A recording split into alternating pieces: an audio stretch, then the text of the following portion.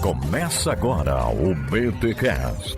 Teologia é nosso esporte.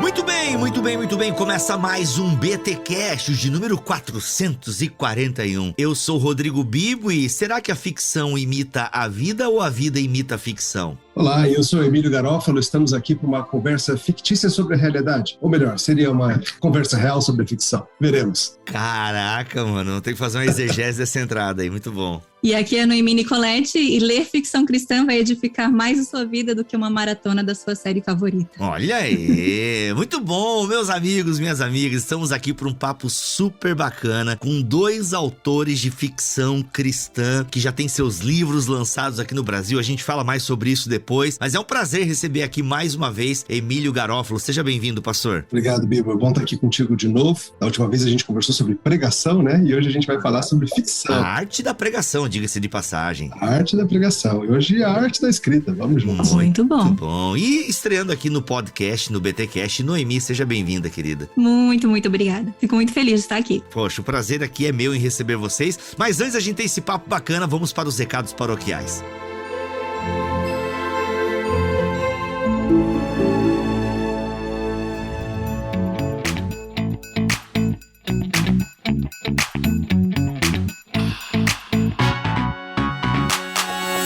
Recados paroquiais dessa semana, galera, dia 29/3 às 20 horas, eu quero que você marque um compromisso comigo numa live que eu vou fazer lá no YouTube. Sim, nesta live, no dia 29/3 às 20 horas, eu vou apresentar a EBT 2.0, a Escola Bibotalk de Teologia. E lá você vai ter uma palestra que eu vou dar sobre igrejas fracas. Descubra o mal que está assolando a igreja de Cristo. Dia 29/3 às 20 horas lá no canal do Bibotalk no YouTube. É o seguinte, tem um link aqui para você colocar o seu e-mail, você vai ser notificado, enfim, você vai ter um grupo no WhatsApp para você também ser notificado do dia dessa live, para você não perder o acesso à Escola Bibotalk de Teologia. Eu vou apresentar para vocês este projeto que será a EBT 2.0, onde você vai ter aula principalmente comigo e, claro, participação de homens e mulheres que frequentam aqui o Bibotalk, que gravam podcast comigo. Gente, a Escola Bibotalk de Teologia vai ser um projeto simplesmente demais e eu quero muito apresentar este projeto para vocês. E é claro, também vou dar uma aula gratuita com esse tema, Igrejas Fracas, descubra o mal que está assolando o corpo de Cristo. Bem, para você não perder essa live, tem um link aqui na descrição deste BTcast 441 em bibotalk.com ou lá na bio do nosso Instagram, @bibotalk, tá bom? Gente, é isso. E se você quiser garantir mesmo o seu lugar na live e consequentemente a sua vaga na Escola Bibotalk de Teologia, tem a nossa lista de distribuição no Telegram. Lá você recebe tudo que a gente posta na lista de distribuição. Ainda bem que o Telegram não foi bloqueado, hein?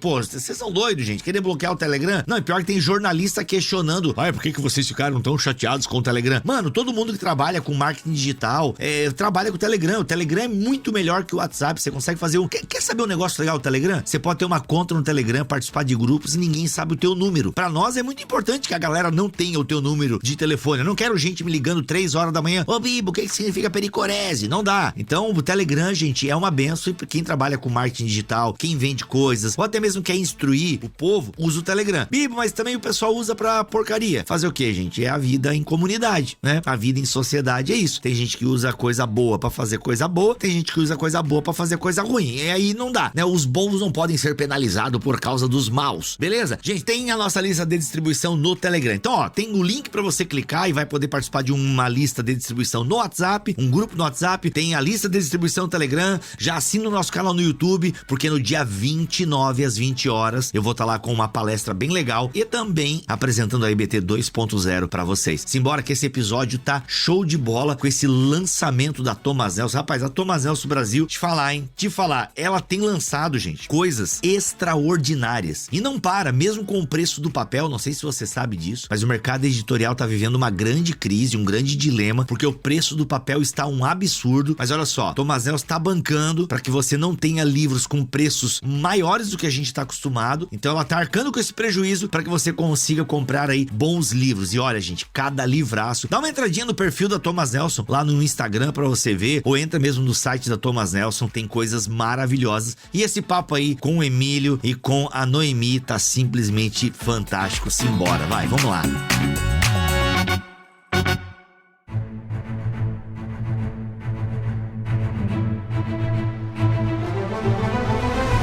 Gente, estamos aqui para falar então sobre fantasia, sobre ficção. E eu queria, a primeira pergunta que eu quero fazer para vocês, pode começar pelo Emílio, já que ele gravou o podcast primeiro comigo. Aqui não tem essa de ladies first, não, brincadeira. Mas eu queria que vocês contassem para nossa audiência quando vocês se envolveram com o universo fantástico, né? Com a ficção, com os romances. E já quero fazer uma pergunta dentro da minha pergunta. Vocês cresceram em ambiente cristão? E por que essa pergunta ela é importante? Porque dependendo do meio em que vocês cresceram, talvez tinham que ler escondido embaixo das cobertas com uma lanterna, enfim. E aí, gente, quando é que vocês começaram a se envolver com a fantasia, com a ficção cristã, com os romances e por aí vai? Beleza. Antes de eu entrar na minha história propriamente dita, vale a pena a gente acertar uma coisinha ligada à terminologia, porque tem muita confusão sobre isso. Muitas pessoas usam ficção e fantasia como se fossem sinônimos, como se fosse a mesma coisa. Já outros usam ficção e ficção científica como se fosse a mesma coisa. Mas, na verdade, ficção é qualquer história que seja inventada, que não seja uma história real, e ela se divide em muitos gêneros. A ficção científica é um deles, né? As histórias, por exemplo, de robôs ou de viagem espacial, ou tantas que a gente conhece. E a fantasia também é um subgênero da ficção. Ela envolve normalmente mundos fantásticos, e é o que o pessoal pensa quando se refere, por exemplo, ao Senhor dos Anéis, esse tipo de coisa. Seria um mundo de fantasia, onde tem mágica, seres mitológicos, esse tipo de coisa. Mas a ficção pode ser algo totalmente cotidiano também. Uma história que você cria, por exemplo, sobre você chegar num aeroporto e brigar com o cara do Uber, entende? Que não quer te levar pra sua casa e fica pedindo pra saber onde você tá indo. Então isso pode ser uma história fictícia que você tá contando e assim por diante. Não tem que ser algo que envolva necessariamente coisas fantásticas. Então, ficção é um gênero muito grande e é muito interessante porque eu sempre digo que todo cristão que lê a Bíblia tem que ler ficção.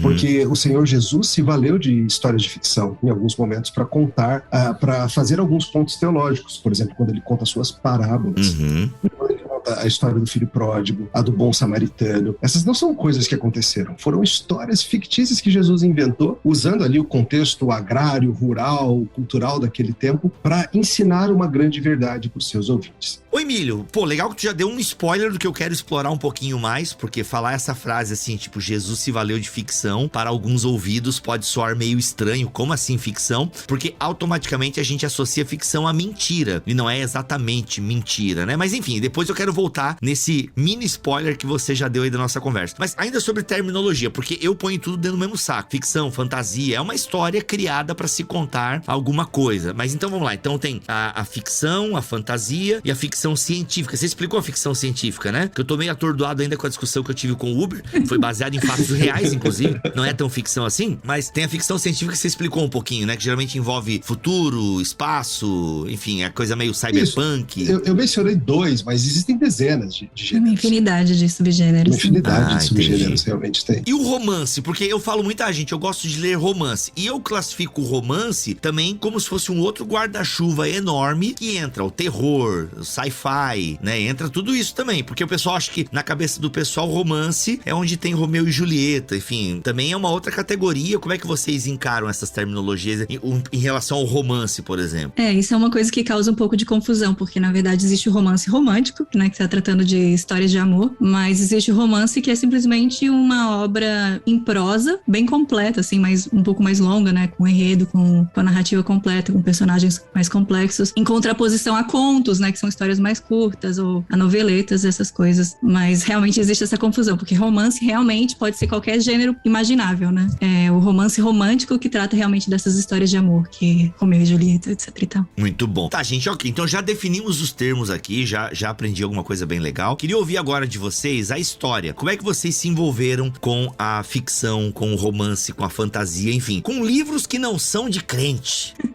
Na minha família, isso sempre foi muito tranquilo, inclusive na minha igreja também. Eu cresci num contexto presbiteriano e eu sei que não é assim com todos os irmãos.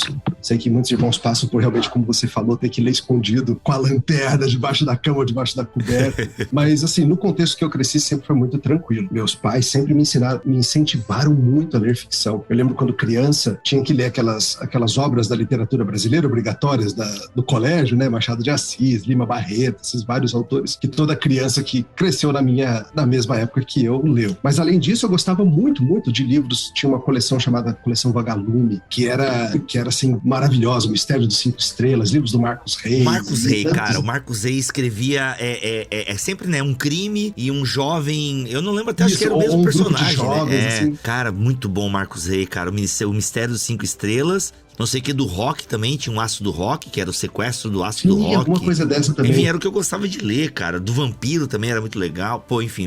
Coleção Vagalume, Escaravelho do Diabo, esse eu não li. Exato, A Ilha Perdida, tinha vários. Muito bom. E então eu gostava de ler isso, gostava de ler muito quadrinhos também, histórias em quadrinhos de Marvel, DC, outros Garfield, Asterix e Obelix. Então eu sempre cresci lendo muito isso. E alguns mais antigos também, gostava de ler desde criança, histórias do Sherlock Holmes e outras assim que realmente me entretinham muito. E sempre fui muito incentivado a isso também. Tanto em casa, vendo meus pais gostando de ficção também. E sempre que a gente passava no shopping, passava numa livraria, passava, pai, posso comprar um livro? Mãe, posso comprar um livro? E sempre muito incentivado a isso.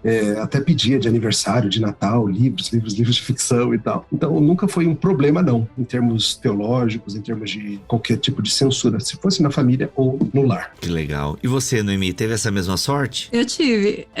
Eu acho até estranho, eu descobri recentemente, para alguns cristãos é estranho ler ficção ou pecado ou o que seja. Eu achei muito, muito curioso isso, porque meu pai era pastor e ele não era nada liberal, assim, era até bem rígido, a gente não ouvia música secular, essas coisas, mas nunca tivemos problema com ficção em casa. Meu pai sempre investiu muito em livros, ele gostava de ler ficção, principalmente ficção cristã. Nós tínhamos sempre à disposição. Meu primeiro livro de ficção cristã eu tinha 9 anos de idade e era Este Mundo Tenebroso, do Frank Peretti. Caraca, olha. Não é pra crianças. Exato. Não é pra crianças. Eu nunca li ele, mas é que o pessoal levou muito na literalidade e colocou como manual de batalha espiritual. Isso, Mas me disseram que ele é gostoso de ler, que é uma história bacana até. Como ficção é incrível, é muito bom mesmo, assim, mas como naturalmente muita gente acha que é a Bíblia e toma toda a teologia do mundo espiritual a partir dele. Não é a intenção da ficção, nunca deve ser tomada como Bíblia, né? Uhum. Mas, fora isso, eu sempre tive contato, assim, na casa dos meus avós, tinha muitos livros de ficção.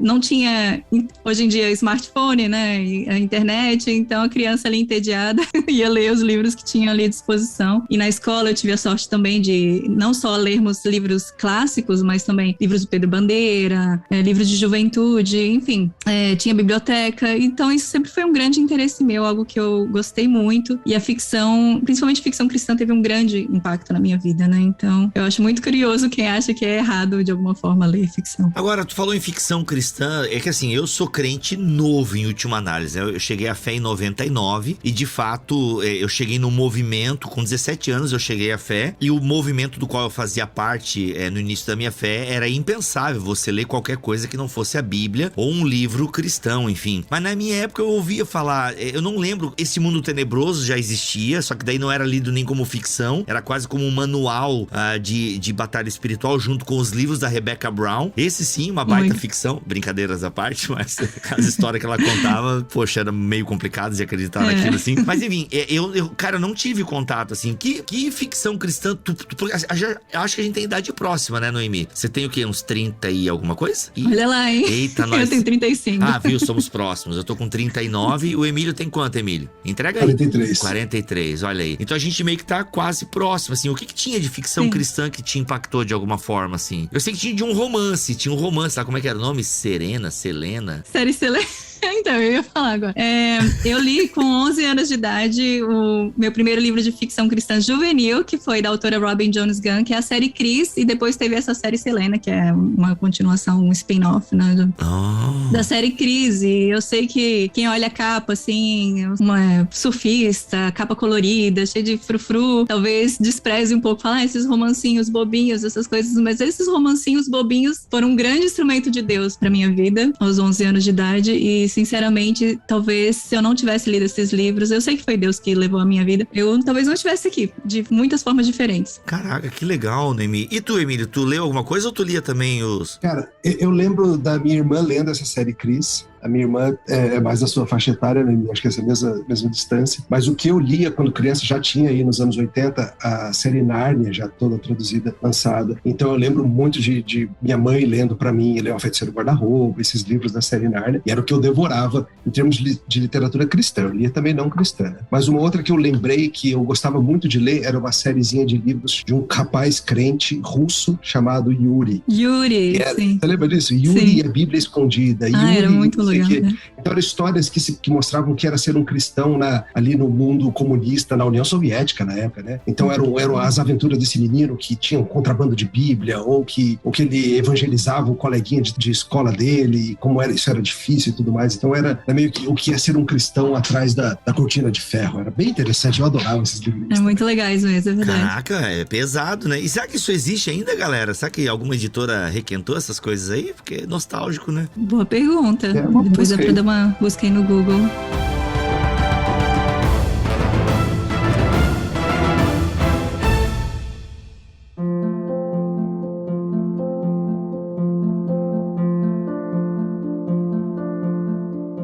E aí, e quando vocês descobriram, porque pra quem não sabe, tanto o Emílio quanto o Noemi já lançaram livros de ficção cristã, e quando vocês perceberam, poxa, eu quero escrever ficção cristã, quando deu esse gatilho e começou a rabiscar as primeiras ideias e tal, e aí, como é que foi isso pra vocês? E me diz a data e quando é que começou, só pra gente localizar aí, legal. Originalmente, eu não tinha em mente, assim, especificamente quero escrever ficção cristã. As histórias, elas meio que fluíam de mim naturalmente. Eu escrevia pra entreter minha família, para as minhas amigas. Eu tenho amigas que falam que até hoje elas têm guardado histórias que eu escrevia com 12, 13 anos de idade a respeito delas, na escola. Meu primeiro livro, vamos dizer assim, eu chamava de Série Mima. Mima é meu apelido, para quem não sabe. Era Série Mima e é uma mistura de Série Cris com Tarzan, que era outra série de livros que eu amava, que meu irmão me apresentou. Caraca. Com a minha própria vida, eu era personagem, meus irmãos eram personagens. E aí era cheio de piadas internas ali com a minha família. A gente escrevia ali só pra dar risada mesmo. Eu tinha meus 13, 14 anos de idade nessa época. Comecei a escrever muitas histórias assim, mas mais por diversão mesmo. E sempre tinha em mente que algum dia eu gostaria de escrever algo que pudesse impactar a vida de outras pessoas, como eu fui impactada, né, através dessa série de livros juvenis, por exemplo, da série Cris. Mas eu não queria, na verdade, eu cheguei a um ponto que eu falei que eu não queria escrever ficção cristã. Eu não gostava desse rótulo, eu era alérgica ao rótulo. Primeiro que eu associava ficção cristã, especialmente por causa de filmes, essas coisas, a uma coisa não muito, vamos dizer, divertida, atraente. Boa. Boa. Eu não queria usar essa palavra.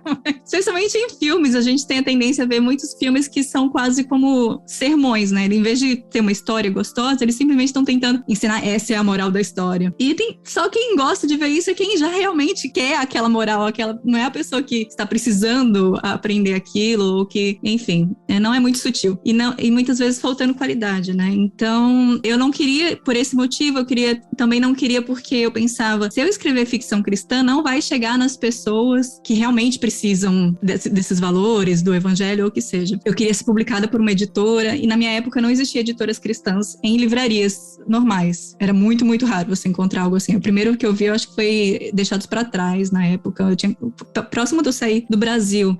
Hoje eu moro na Alemanha, moro há 14 anos na Alemanha, né? Só como parênteses.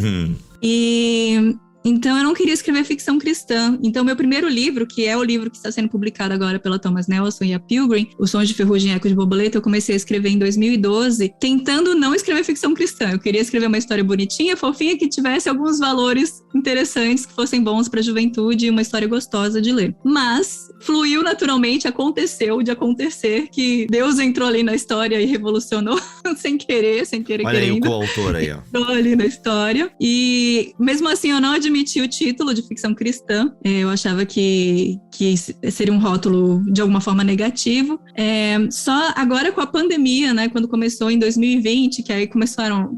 muitas pessoas que eu conhecia morreram, estava acontecendo muita coisa assim, trágica, era a sensação de apocalipse, né, de fim de mundo. Então eu comecei a pensar, poxa, eu posso morrer semana que vem, as pessoas estão morrendo em todos os cantos, sempre estiveram, né, mas eu estive mais consciente disso. Eu falei, eu tô escrevendo uma história que, por mais que tenha Deus ali inserido no meio, está fazendo as pessoas simplesmente se sentirem com o coração quentinho e felizes, e não sei se está acrescentando aquilo que eu gostaria que acrescentasse. Então eu percebi que eu ia ter que admitir o rótulo de ficção cristã, porque eu queria inserir o evangelho de uma forma mais clara. E eu sabia que nenhuma editora secular ou público secular aceitaria isso sem estar claro desde o começo. Tem um conteúdo espiritual aqui, né? Tem um conteúdo da fé cristã. Então eu quis deixar claro que existe essa minha visão de mundo cristã e que o evangelho está inserido ali de uma forma mais clara. E a história foi reconstruída, e essa nova edição é a edição que está sendo publicada agora pela Thomas Nelson, e fez muito mais sentido agora que eu não tentei barrar artificialmente o cristianismo na história. A história ficou muito mais natural, ao meu ver, do que antes. Que legal. Como é que é o nome do livro mesmo? Que eu sempre invento um nome diferente quando eu vou falar do teu livro.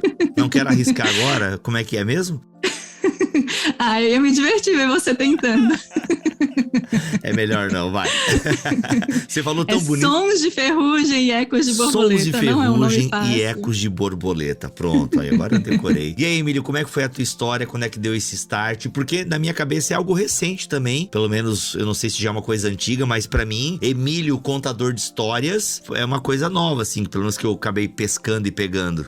Certamente, como Noemi, desde criança, eu acho que vem muitas vezes o instinto de você consome histórias e você as ama, você deseja produzir as suas próprias também. Então eu acho que também aí com 9, 10 anos eu escrevia no meu caderno umas histórias assim, sem pé nem cabeça. Normalmente envolvia lutas muitas e tiros e coisa e tal, que era o que eu curtia e tal. E fui crescendo com o anseio por escrever histórias também. Então, assim, o anseio por fazer já é antigo. Eu comecei a botar isso em prática alguns anos atrás, 5, 6 anos atrás, em que eu comecei a escrever algumas pequenas histórias, alguns contos, coisas de 5 de palavras, esse tipo de coisa, e criar histórias assim também. No último ano, eu comecei esse projeto chamado Um Ano de Histórias, que foi em 2021, em que eu publiquei 14 livros pequenos, inicialmente em formato e-book, depois viraram também em edição impressa, com Thomas Nelson, e audiolivro com a Pilgrim, mas foram 14 histórias também fazendo isso que a Noemi falou, tentando contar histórias, e não é que foi intencionalmente uma forma, não, eu quero fazer uma obra de ficção cristã. A ideia é, eu sou cristão, minha cosmovisão é cristã, então se eu for escrever uma história sobre uma família com seu bichinho de estimação, naturalmente a minha forma e o que eu vou criar, de alguma forma vai trazer a visão bíblica cristã sobre o que é lidar com bichinho de estimação. Se eu vou escrever uma outra história que atravessa a amizade de um rapaz italiano e um rapaz havaiano, que é uma das histórias que eu escrevi, através das décadas, desde eles se conhecendo crianças até crescendo adolescente, jovem, casando e a vida avançando, um deles conhecendo a Deus e outro mais reticente. Naturalmente, isso vai fluir de mim com pontos de vistas bíblicos. Então, como o Noemi muito bem falou, às vezes o problema, por assim dizer, da ficção cristã é tentar ser explícita demais. Alguns pensam assim, não, tem que ter algum momento em que um dos personagens abre a boca e explicitamente fala o evangelho. E você pode acontecer isso, em 1 ou 2 livros isso acontece, mas muitas vezes não é que eu vou trazer o evangelho assim explícito, muitas vezes eu vou mostrar como que conhecer a Cristo vai fazer diferença num relacionamento amoroso, como que conhecer a Cristo vai influenciar alguém na hora da morte, como que ele pensa, como que o amor sacrificial biblicamente definido vai fazer diferença numa situação em que o pai precisa decidir se ele vai seguir um caminho que vai lhe trazer mais felicidade ou se ele vai optar por negar a si mesmo e continuar fazendo bem para sua filha. Então, essas coisas são moldadas por uma cosmovisão cristã. E eu, como autor, ao contar essas histórias de coisas que movem meu coração, eu vou trazer isso de algum jeito. Às vezes mais explicitamente, às vezes tá ali no arcabouço da coisa. Muito legal. E dentro da obra que vocês criaram, gente, já receberam, assim, tipo, aquele testemunho quentinho, né? Pra usar a palavra da Noemi aqui, eu sei que não era o objetivo, mas, tipo, né? A pessoa leu e, poxa, essa história comunicou comigo. É comum? Já receberam alguma coisa assim? Alguma história pra compartilhar de alguém que leu a ficção de vocês e, poxa, obrigado por essas palavras? Sim, sim. Só pra explicar, eu lancei o meu livro como autora independente há alguns anos, né? Já passou por algumas versões. Ano passado eu lancei a última versão na Amazon, foi aí que estourou realmente, foi para um público maior. Ele passou 6 meses em primeiro lugar na categoria de ficção cristã, de romance cristão. Ficção cristã, olha aí, né? Pra quem queria fugir de romance cristão. Ficção cristão episódio pertence ao Emílio, porque os contos dele estavam inseridos. Mas de romance cristão, né? Que é essa prosa mais completa, mais longa. Tive um público maior e muita gente me escreveu histórias, coisas assim que eu falo, é só graça de Deus, porque eu realmente não esperava isso, esse tipo de reação das pessoas, histórias que me faziam chorar. Eu sempre tenho na mente uma moça, por exemplo, que me escreveu, que foi descrevendo ponto a ponto da vida dela e como se assemelhava a pontos totalmente aleatórios do meu livro, que eu nunca imaginei que alguém tivesse alguma coisa a ver com aquilo. E aí no final ela falando que mas bem pesado assim, algumas coisas que aconteceram com ela, e ela falou assim que deixou de acreditar em Deus no excesso, a família dela era cristã, mas ela não acreditava mais em Deus, e ela falou assim, é possível que de alguma forma Deus tenha mandado isso agora pra mim, pra falar comigo. É o tipo de coisa, a gente vê um romancinho bobinho, juvenil, mas de alguma forma a pessoa sentiu que Deus, em quem ela não mais acreditava, estava tentando alcançar a vida dela através daquilo, por todas aquelas coincidências que se alinhavam com aquilo que ela passou, né? E ver esse processo de libertação na história também, de redenção. Bacana. Então tem muitas histórias desse tipo e é muito emocionante, muito comovente. Eu lembro também de algumas assim, às vezes as pessoas escrevem brincando assim, puxa vida, pastor, parece que você descreveu a minha adolescência. Em particular, o primeiro livro da série, que se chama Então Se Verão, ele se passa num acampamento, um retiro de carnaval de igreja muito bom, muito dos anos legal. 90, assim. Então foi muito engraçado que eu tive gente do Nordeste, do Sul, do Centro-Oeste, escrevendo e falando assim, pastor, parece que alguém leu meus diários de adolescente e as ansiedades, os medos. E em algumas histórias, as pessoas falam assim, me identifiquei totalmente com tal pessoa, me vi naquela história. Algumas coisas mais sérias também. Tem um dos livros que se chama A Hora de Parar de Chorar, que ele é o que é mais puxado para ficção científica. E ele envolve uma longa conversa de dois amigos, um homem e uma mulher, e basicamente ela quer pôr um fim na sua própria vida e ele tá querendo ajudá-la. Tive gente, inclusive um perfil falso foi criado só para me escrever e me falar isso, falar assim, olha, eu tava nesse caminho e esse livro me ajudou. Caraca. Então assim, a ficção ela é poderosa para mover corações e para ajudar pessoas a enxergarem a si mesmas, e acho que a gente depois vai falar um pouco mais sobre como a ficção ajuda, né? Uma das formas é essa, já um mini spoiler, a gente consegue sair de si mesmo e se ver em outras pessoas, isso pode ser transformador. A ideia de você, porque nós não enxergamos muitas vezes os nossos problemas, eu costumo usar o exemplo do ronco, eu ronco infelizmente, mas eu na verdade não ronco, isso é uma acusação que fazem contra mim, né?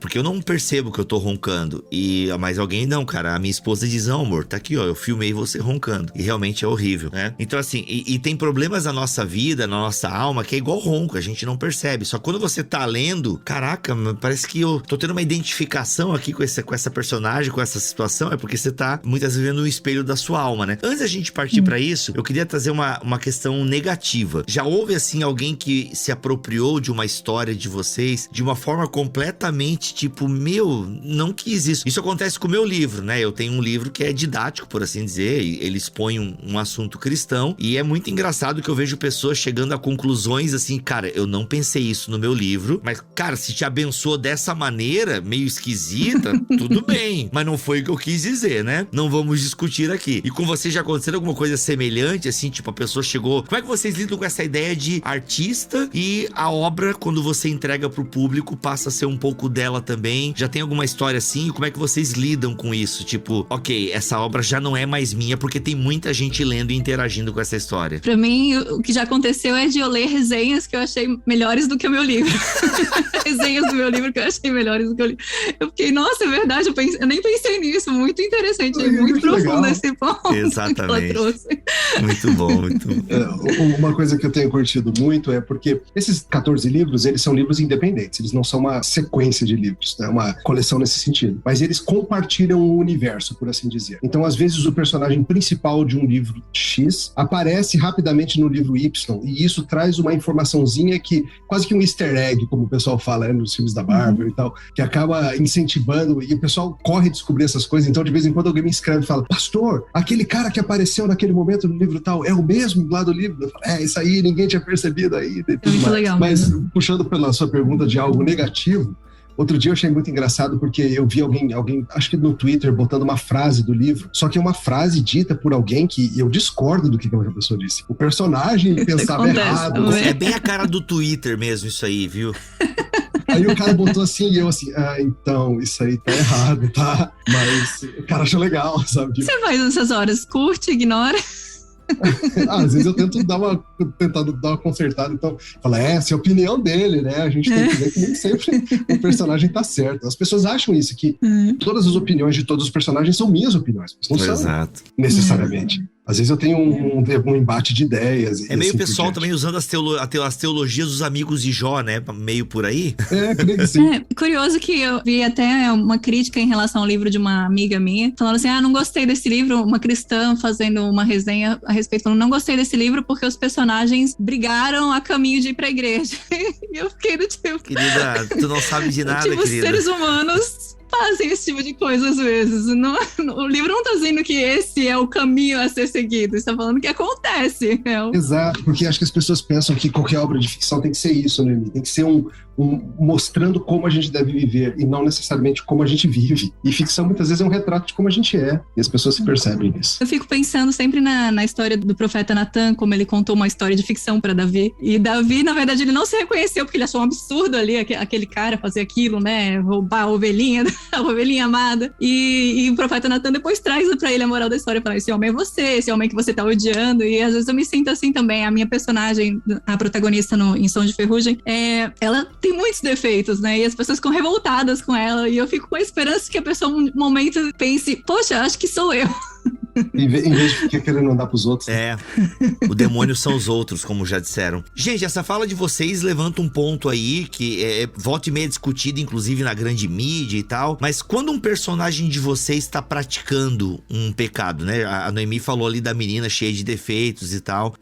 A galera às vezes não fica meio tipo, pô, você tá afirmando um comportamento pecaminoso e tal. Como é que vocês lidam com esse tipo de coisa? Porque às vezes os crentes não entendem, né? Por verem alguma coisa que demonstra um pecado, eles acham que você está afirmando aquilo, quando na verdade você está denunciando. Isso acontece, né, com peças teatrais, com filmes, com séries e tal. As pessoas não entendem às vezes que determinado comportamento de algum personagem é justamente para nos causar um senso assim de, nossa, que coisa nojenta, mas está retratando a vida, né? Vocês já passaram por algum dilema com algum personagem assim? Sim, a gente vê muito. Eu acho que isso passa pela forma que os crentes estão acostumados a pensar em termos de indicação e idade, por exemplo.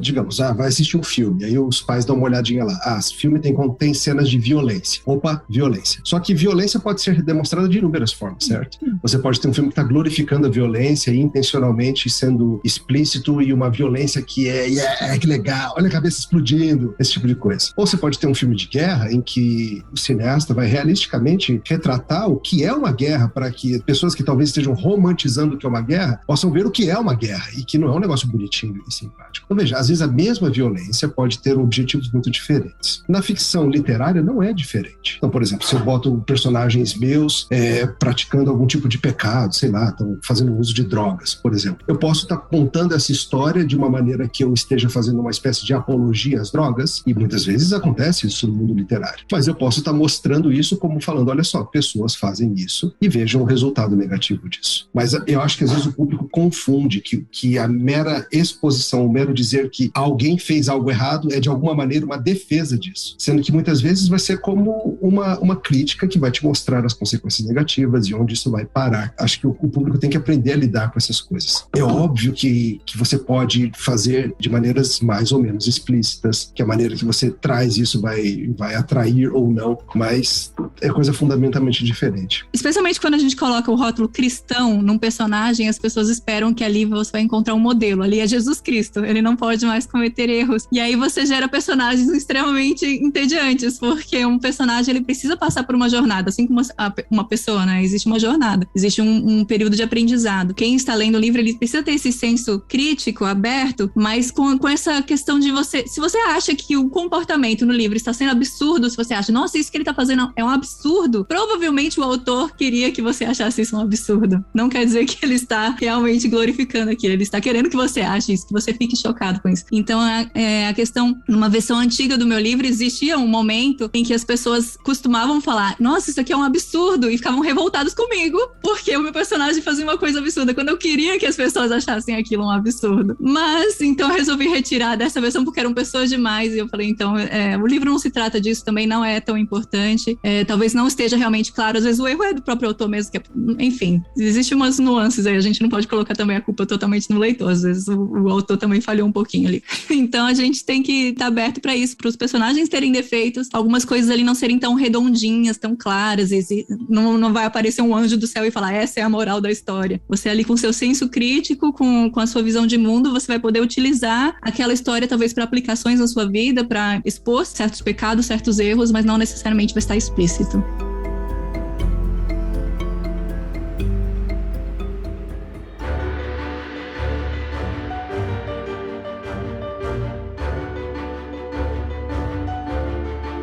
Muito bom. E aí essa tua fala me leva para a pergunta essencial aqui do nosso podcast. Por que a ficção é importante para o cristão? Perfeito. Retomando o que a gente falou no comecinho, né? Nosso Senhor Jesus intencionalmente se valeu de histórias fictícias para ensinar pessoas. Alguém chega e pergunta para ele, mas quem é meu próximo? E ele, em vez de dizer o nome ou dar o endereço CPF de quem é o próximo, ele conta uma história do bom samaritano e toda aquela parábola que as pessoas ficam assim, isso faz elas pensarem. O que acontece é o seguinte, Deus, ao nos criar, ele nos fez dotados de diversas faculdades. Nós temos vontade, nós temos nossas emoções e nós temos a nossa imaginação também. E a imaginação é parte de sermos imagem de Deus. Nós somos capazes de imaginar coisas que não são. Antes do Senhor Deus fazer o mundo, ele imaginou o mundo e ele criou o mundo conforme o seu plano perfeito. E ele, como seres a sua imagem e semelhança, são capazes de fazer a mesma coisa. Nós somos capazes de imaginar coisas que não são. A gente usa essa imaginação de diversas formas, até para imaginar o dia que teremos diante de nós. Como que vai ser hoje? Eu vou pegar o ônibus, eu vou pegar o Uber, eu vou chegar em tal coisa, eu tenho que ir no banco. A gente está imaginando. E somos dotados disso. Nós aprendemos assim também. Nós somos seres que aprendem de diversas formas, não somente com argumentos racionais. E o Senhor Jesus, nosso Criador, Deus Filho, sabendo disso, nos fez aprender dessa forma. E ao fazermos a mesma coisa, nós não estamos criando um caminho alternativo. Nós estamos ajudando pessoas a crescerem, a enxergarem melhor o mundo, a enxergarem melhor os outros por meio das histórias de ficção. Então, são muitos e muitos os benefícios de você se expor a histórias fictícias. Um deles, a gente pode começar por ele, é expandir a sua forma de enxergar a realidade. Você é o seu centro interpretativo do mundo. Você tem uma classe social, um grupo étnico, uma história de vida sua, só sua. Mas ao ler ficção, você é exposto a como outras pessoas muito diferentes de você, de gênero diferente, de classe social diferente, de formação teológica diferente, enfim, muito diferente de você enxergam o mundo. E isso é muito bom para você crescer. Você tem uma visão muito pequenininha da realidade. É importante que você enxergue a vida de outros ângulos para que você possa, inclusive, amar melhor as pessoas e se comunicar melhor com elas. Então eu começo por aí, jogo a bola para cima aí, Noemi, fica à vontade, corre com isso. Pastor Emílio, o senhor escreveu uma tese a respeito disso e agora... Joga pra nós assim, né, Noemi? Caramba! Essa jogada assim na fogueira. Da minha parte, eu posso falar da minha experiência pessoal, né, de como eu fui impactada, de como eu vi muitas pessoas serem impactadas por histórias, e existe algo nas histórias que mexem conosco como seres humanos, né? Eu vejo, Deus, ele poderia simplesmente ter escrito um tratado teológico para se revelar, falado, eu sou Deus Todo-Poderoso e vocês precisam me adorar e o que seja, mas ele escolheu se revelar através de uma história. A Bíblia é uma grande história, né? Que contém pontos teológicos, que contém momentos de ficção. Não é uma ficção, não estou falando que a Bíblia é uma ficção, mas é uma grande história, né? Uma grande história, e foi a forma que Deus resolveu se revelar. Então, talvez tenha alguma coisinha ali, talvez tenha algum sentido, no sentido de que nós somos movidos por histórias, né? Quando você lê uma reportagem, fala, não sei quantas mil pessoas morreram em tal situação. Você lê, talvez você passe por aquele número e pense, nossa, que número grande, mas você lê a história de uma pessoa, de uma mãe com seu filho, que foi atingida por uma bomba, e você ali chora e você percebe, meu Deus, o que está acontecendo com o mundo? Então você é impactado, porque é uma história, é uma pessoa, né? Não é um número, não é simplesmente um dado. A ficção, eu acredito que tem o poder de fazer isso também, né? A ficção, ela não é simplesmente uma distração. Eu sei que talvez pessoas acreditem que seja perda de tempo por isso, ela acha que está simplesmente se distraindo, embora possa distrair, possa entreter, é bom, mas mais do que isso também a ficção, uma boa ficção, eu acredito que ela traz algo para sua realidade, né? Ela te ajuda a enxergar melhor, como o pastor Emílio falou.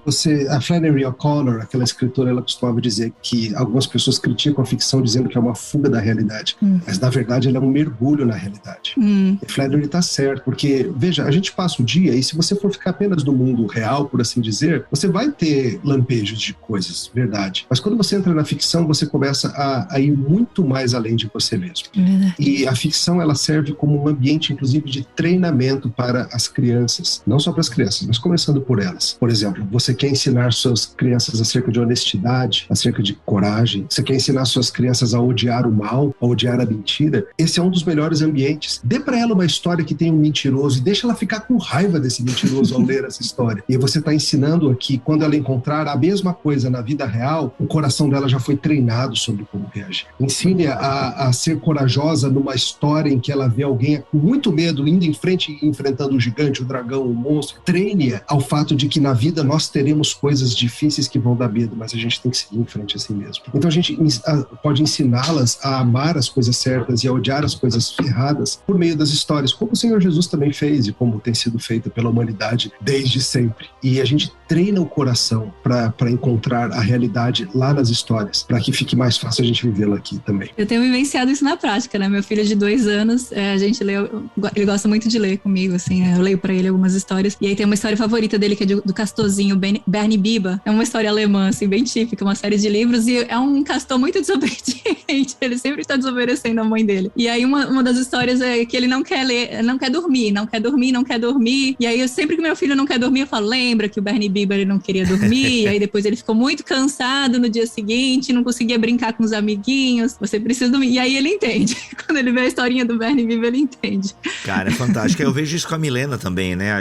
Eu lembro que teve uma época que a gente recebia umas caixas com histórias infantis e até hoje ela lembra do Tatu Balu, se eu não me engano, que mente. Aí tem a zebra que teve seu pijama roubado. Agora eu não lembro também a zebra que mentia e não sei o que. Ela lembra, né? Ela lembra. E a minha filha já assiste, né? Os desenhos da Pixar também, que são grandes fantasias, enfim. E ela aprende, vai pegando as morais e tal. E isso é incrível, esse poder de absorção. Eu confesso que às vezes eu perdi um pouco isso, sim, contando até um testemunho ruim. Como eu entrei muito no universo da teologia, eu acabei usando muita ficção pra, cara, agora eu quero só ler. Então, por muito tempo eu li muita ficção assim, cara, não, é só história, só aqui, eu tô lendo só essa... Eu gosto de ler terror, desculpa, foi mal, gente.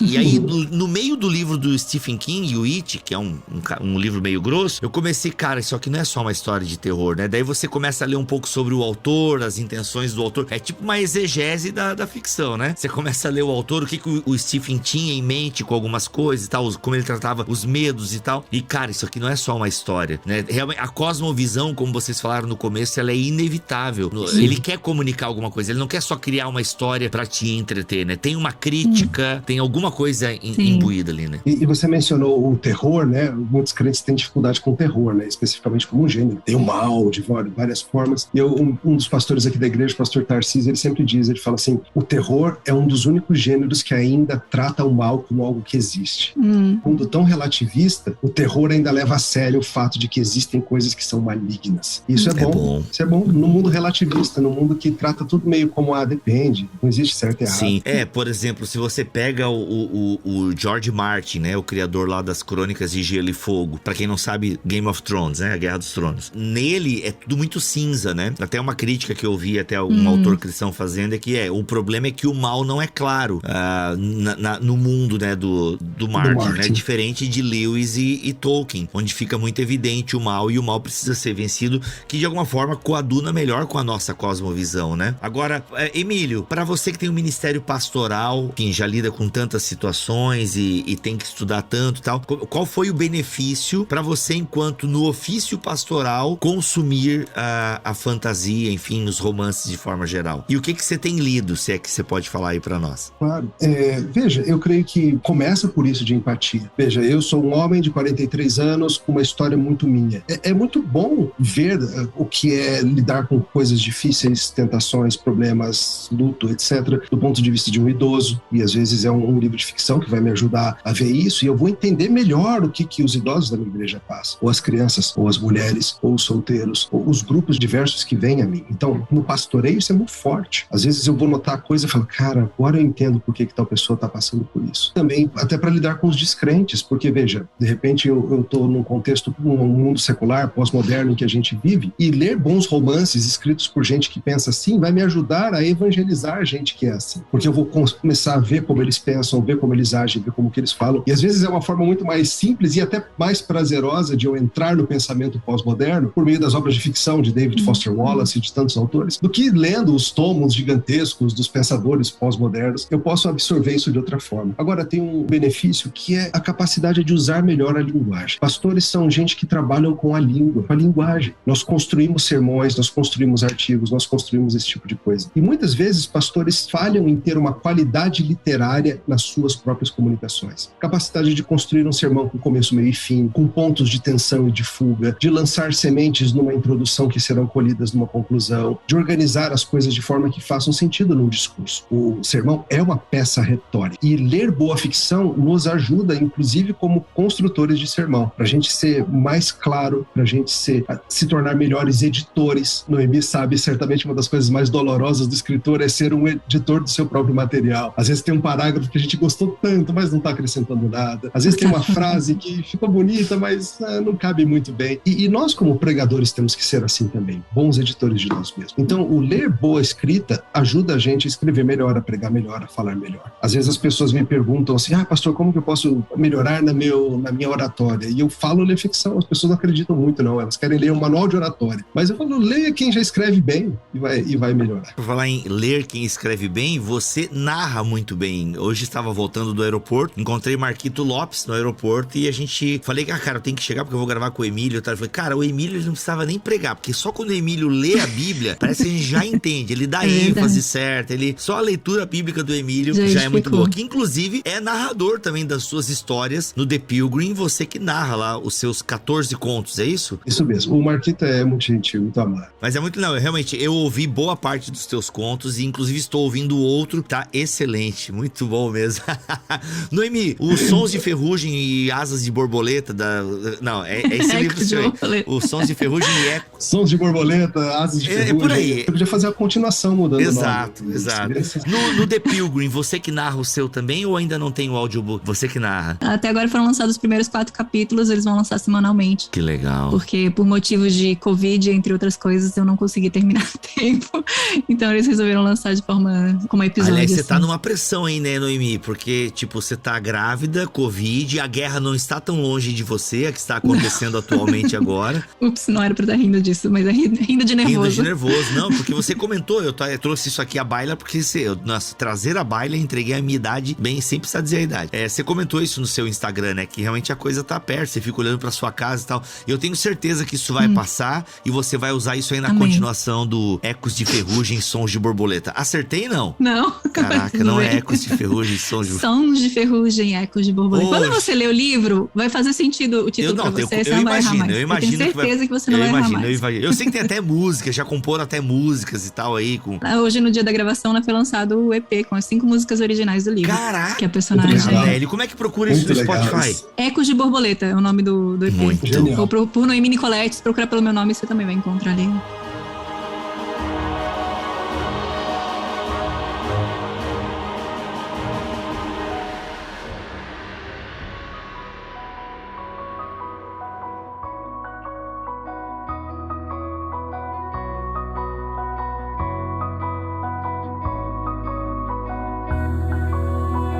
Gente, então a gente percebeu que a gente precisa ler. Eu brinco assim, não sei se vocês concordam com a minha tese aqui, fiquem à vontade para discordar, mas eu recebo muito na minha caixinha do Instagram assim, nossa, a minha irmã adolescente tá lendo Harry Potter. Tem gente que ainda lê Crepúsculo, acreditem. A minha não sei o que tá lendo. O que tu acha? Eu falo, deixa ler. Importante é que tá lendo, vai apresentar coisa melhor depois. Ainda que dizem que Harry Potter é muito bom, eu nunca li. Harry Potter, né? Então assim, deixa ler, tá lendo. Gente, se tá lendo, é bom. Depois apresenta aqui os livros que a gente tá falando, a coleção do Emílio, enfim, o livro da Noemi. Depois vai apresentando uma ficção cristã de qualidade. Aliás, acho que pra encerrar esse nosso papo, daqui a pouco o Emílio precisa sair, mas qual incentivo vocês dariam para pessoas que querem começar a escrever ficção e assumir mesmo ficção cristã? Quais conselhos, enfim, que vocês dariam para quem quer começar, tem boas ideias, tem umas sacadas, enfim, mas, será que eu vou escrever? Será que eu vou conseguir apresentar alguma coisa diferente? diferente. Quais conselhos, Noemi, você daria para quem tá pensando em escrever ficção cristã? Primeiro, ler muito é o conselho que eu acho que todo escritor vai falar. Leia muito, porque as histórias vão começar a fluir um pouquinho, de uma forma um pouco mais fácil. Você vai ter um senso, um instinto para estrutura de história, né? Aquilo que faz uma boa história. É bom estudar estrutura de ficção, essas coisas. Embora, eu acho que bem no começo, para quem tá realmente começando, é bom simplesmente começar a escrever. Não se importar muito com isso, porque a teoria às vezes gera bloqueios, a pessoa, não, eu tenho que encaixar em um certo molde. Enfim, você tem uma história, conta essa história. Eu sempre lembro do que eu ouvi do C.S. Lewis, que ele resolveu escrever Nárnia, porque ele tinha uma imagem na cabeça de um fauno com guarda-chuva. Ele não tinha toda essa história épica por trás, essa questão de apresentar o evangelho de uma forma diferente. Ele simplesmente tinha um fauno com guarda-chuva e ele queria escrever uma história a respeito disso. Eu achei isso muito curioso. Você tem alguma imagem? Você tem uma coisa que você quer de alguma forma expressar? Se você tem esse repertório, se você tem isso no coração, tenta. Vai. Depois que você vai dando os seus tropeções, aí você vai tentando descobrir o que tá acontecendo de errado, por que você tá dando esses tropeções, no que sua história pode melhorar. Depois você vai descobrir seu objetivo. Vai ser realmente para publicar numa editora, vai ser simplesmente para abençoar ou distrair ou entreter a vida de pessoas ao seu redor. Enfim, eu acho que todo mundo tem histórias para contar e vale a pena. Concordo plenamente, eu acho que é por aí mesmo. Você começa com um desejo de contar histórias que normalmente vem de consumir tantas histórias e você fala, cara, quero fazer isso também. E elas podem ter começos diferentes, como bem lembrado o caso do Lewis. Às vezes uma história começa com um fim em mente. Às vezes eu penso assim, cara, eu tenho uma cena que eu quero escrever e aí eu preciso escrever como a gente chega até lá. Às vezes começa com uma premissa. E se tal coisa? Por exemplo, o Soblenato Xisto, que é uma história que se tornou bem amada aí, que é uma história de uns Xistos com poderes mágicos. Começou com isso, assim, e se tal coisa acontecesse? A história, a minha, que se chama A Hora de Parar de Chorar, que eu já mencionei, foi um dia ouvindo aquela música do Gilberto Gil, aquela que fala, há de surgir uma estrela no céu cada vez que você sorrir, há de apagar uma estrela no céu cada vez que você chorar. Eu não vou cantar, que eu não vou cometer essa loucura, mas a música diz isso. Aí eu fiquei pensando assim, gente, que legal. Imagina se existisse isso, uma pessoa que toda vez que ela sorri aparece uma estrela, toda vez que ela chora apaga uma estrela. Eu falei, vou escrever essa história. Não sei onde vai parar. Comecei essa história. Então, às vezes, começa assim, uma frase, um final, um começo, mas coloca, vai escrevendo, abre um arquivo, começa a fazer. Você vai errar muito mesmo, vai ficar sem pé na cabeça, vai ficar repetitivo, vai ficar ruim, vai ficar péssimo, vai ficar boa de vez em quando. Opa, essa ficou boa, essa aqui eu vou mostrar para alguém de confiança. Esse alguém de confiança que vai te dar um feedback sincero, vai falar, olha só, legal, não fez muito sentido isso aqui não, mas isso aqui ficou bom. E vai te ajudar. E como o Noemi falou muito bem, chega um momento de você pegar um pouquinho mais de teoria mesmo, de teoria de escrita, de como funciona a ficção. Tem vários livros bons em português para isso. Tem muita coisa boa já. O Stephen King, até uma amiga minha estava lendo um do Stephen King. Aquele do King. Sim. Aquele do King é muito legal. Ele é um pouco autobiografia de escritor e também tem várias coisas sobre diálogo, sobre parágrafos, sobre enredo, que é muito bom. O King tem problema com o final, né? Os finais deles são meio caídos às vezes. Como é que vocês lidam com a tensão do final? Como é que é abandonar os personagens? Porque o final escrever final deve ser triste, né? Às vezes é triste, às vezes é um alívio. Pra mim tá assim, cara, eu não aguento mais esses dois, sabe? Esse casal, ficam nesse lenga-lenga, vamos resolver esse negócio. Às vezes é botar um fim na história. Mas às vezes é sofrido mesmo. Às vezes você fica com a sensação de, será que eu disse o que precisava? E às vezes tem esse feedback, né? Às vezes as pessoas escrevem assim, não acredito que você deixou aquela coisa, aquele detalhe assim, solto, sem amarrar. Deixa aí, se vira aí com o seu coração. Olha aí. Eu claramente tenho dificuldades para me desapegar, porque já que eu quero escrever uma sequência, ou mais sequências, né? Então eu não quero abandonar meus personagens. Sempre é gostoso essa sensação de missão cumprida, né? Finalmente chegamos ao ponto em que podemos dizer the end.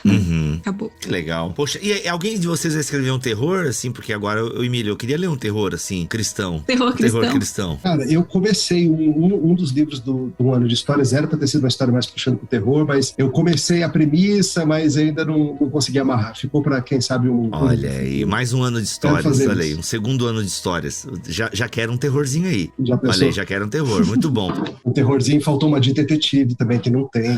Eu quero fazer uma de detetive. Eu gosto. É um gênero, é um dos gêneros da ficção, né? Muito clássico, né? O pessoal fala do thriller também, eu gosto do thriller. É um gênero também, né? Essa ideia de... o thriller existe. Este mundo tenebroso, de certa forma, né? Assim, um pouco esse mundo mais terroroso. Legal, muito bom. Já que a gente estava falando de recomendação, né, para escritores novos, hoje em dia, mais do que livros de teoria de ficção, que são importantes, né, como a gente falou, mas mais do que isso, eu recomendaria hoje em dia 2 livros para todo cristão que quer escrever, ou todo escritor cristão, que é o Chamados para Criar, que tem na Pilgrim, né, que fala um pouco sobre essa questão do porquê criamos, como criamos, o que criamos, enfim. Eu acho muito, muito bom. Inclusive, a história do C.S. Lewis eu tirei de lá. Eu achei muito interessante quando eu vi lá. Chamados para Criar. E o outro é o Ego Transformado. Eu acho que todo mundo que trabalha com o setor criativo deveria definitivamente ler esse livro, porque realmente a gente tem que pensar bem no porquê estamos escrevendo e com que propósito, né, na vida. Caraca, olha aí. Emílio, mais alguma recomendação? Vamos ler, pessoal. Mundos fictícios estão aí disponíveis, eles vão fazer a gente crescer em apreço pela vida, por Deus, pelo mundo, pelo próximo e nos ajudar a crescer de várias formas. Muito bom, muito bom. Gente, que papo agradável, que coisa legal. Por gentileza, Emílio, repita aí os seus livros, né, ou a coleção para as pessoas procurarem. Onde é que as pessoas acham os seus livros? O que você escreveu? Pensei que ele ia falar agora o nome dos 14 livros. Pois é. Agora eu não vou mais. Não, pode falar, por gentileza, por gentileza. Brincadeira, tô zoando. É a coleção Um Ano de Histórias. São 14 livros. Você pode comprar o box com eles impressos numa edição super luxuosa, super bonitinha, com ilustrações inéditas. Você encontra no site da Pilgrim, na Thomas Nelson, na Amazon, em qualquer site que venda livros, você vai achar. Você tem a opção de ouvir a minha própria narração lá na Pilgrim, ou você também tem na Amazon, você encontra a versão e-book, se você preferir também. Se quem tem Kindle Unlimited pode ler por lá, também tem várias formas. Muito bom. E Noemi? E Sons de Ferrugem e Ecos de Borboleta está disponível através da Pilgrim, né, do app da Pilgrim, como e-book, como audiobook, também narrado por mim. Inclusive, vou cantar canções nesse Olha aí! Como físico, né, está sendo lançado agora também em parceria com a Thomas Nelson Brasil, e você encontra em todos os sites, no site da Pilgrim, na Thomas, todas as lojas, livrarias, como o Emílio mencionou. Com ilustrações lindas, maravilhosas, o livro é todo colorido, tá muito lindo, tem uma edição muito legal. Muito bom. Gente, é isso, os links para tudo que foi mencionado aqui, você encontra aqui neste BTcast em bibotalk.com, os links para você adquirir os livros, enfim, o link também para Pilgrim, para você experimentar esse app maravilhoso de audiobooks cristãos, e-books cristãos. Tem muita coisa na Pilgrim. Olha, acho que são mais de 8.000 produtos, se não me falha a memória. É muita coisa. E é bom que aqui você já tem uma curadoria do que consumir lá. Você já pode ir para essas histórias. Então, os links estão aqui na descrição deste BTcast em bibotalk.com. Pastor Emílio, muito obrigado pela tua presença aqui nesse podcast. Foi um prazer, queridos. Bom estar com vocês. Noemi, prazer. Espero recebê-la mais uma vez aqui. Com prazer. O prazer vai ser todo meu. É isso, gente. Vamos ficando por aqui. Voltamos na semana que vem, se Deus quiser e assim permitir. Fiquem todos na paz do Senhor Jesus e leiam boa ficção.